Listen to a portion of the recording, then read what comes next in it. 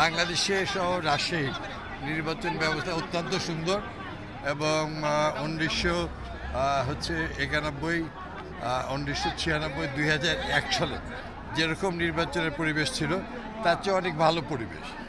সবাই স্বতঃস্ফূর্তভাবে অংশগ্রহণ করছে, একে অপরের সদ্য ভাই ভাই হিসেবেই সবাই সবার সঙ্গে সুন্দর আচরণ করছে।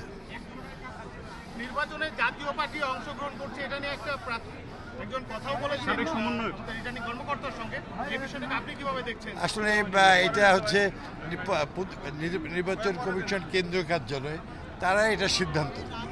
এটা তাদের বিষয়, নির্বাচন কমিশনের বিষয়।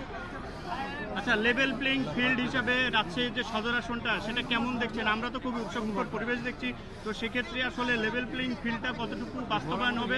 প্রশাসনের প্রতি আপনারা যারা প্রার্থী রয়েছেন তারা কতটুকু প্রত্যাশা এবং কি অবস্থা মাঠ পর্যায়ে? রাজশাহী যেটা আজকে চিন্তা করে, সারা বাংলাদেশ সেটা পরের দিন চিন্তা করে। রাজশাহী নির্বাচনের পরিবেশ খুবই ভালো, খুবই সৌহার্দ্যপূর্ণ সম্পর্ক এবং একে অপরকে স্বতঃস্ফূর্ত। আগামীকাল থেকে মাঠে নির্বাচনী কর্মকাণ্ডের নাম হয়েছে।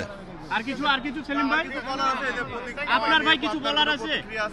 আজকে আমরা সবাই যারা প্রত্যেকটা দলের এবং স্বতন্ত্র প্রার্থী সবাই প্রতীক পেয়েছে, সবাই খুব খুশি হয়েছে, সবাই স্বতঃস্ফূর্তভাবে খুশি হয়েছে এবং জেলা প্রশাসন, বিভাগীয় প্রশাসন এবং নির্বাচন কমিশন অত্যন্ত সুন্দর আচরণ করেছে সবার সঙ্গে।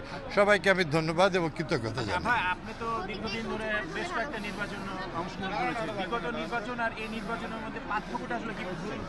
বিগত নির্বাচন আমি 1991 সালে কোভিড ভাই নির্বাচন করেছি, আমি এবিসা ভাই আছে আর নেতৃবৃন্দ। 1996 সালে আমরা আবার নির্বাচন করেছি। 2001 সালে আমি নিজে প্রার্থী ছিলাম এবং পরে মেয়র প্রার্থী ছিলাম। আমি সব তিনবার মেয়র, একবার পার্লামেন্ট দলের প্রার্থী হিসেবে।